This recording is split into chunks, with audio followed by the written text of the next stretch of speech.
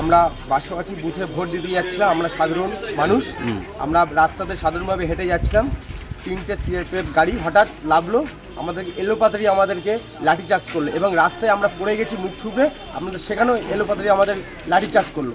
সেই মতো অবস্থায় আমাদের পাশে দুজন ছিল এবং তারাও ওদের এলোপাতাড়ি মারলো এবং বেধড়ক মারলো এবং তারা অসুস্থ এবং হসপিটালেও তারা ভর্তি আছে, সেখানে তো আমরা চিকিৎসা চালাচ্ছি। কেন্দ্র বাহিনী মেরেছে কেন? হ্যাঁ, কথা বলছিলাম ভোট দিতে যাবো। হ্যাঁ, আপনারা কি সাধারণ ভোটার? হ্যাঁ, সাধারণ। তারপরে কি হয়েছিল?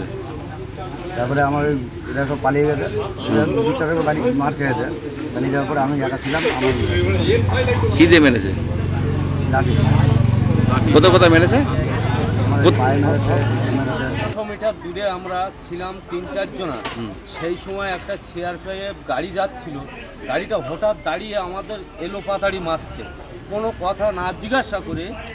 আর আমরা দৌড়েছি আর একে প্রচণ্ড ধরে মেরে আমরা সবাই পালাইছি, আর এ পালাতে পারিনি, একে এলোপাতাড়ি মারছে। তা আমরা সঙ্গে জানালাম যে আমরা 300 মিটার দূরে আছে, আমাদের কেন মারল? কি করছিলেন আপনারা ওখানে? আমরা ওই 3 জনা দাঁড়িয়ে গল্প করছিলাম ভোট দিতে যাবো।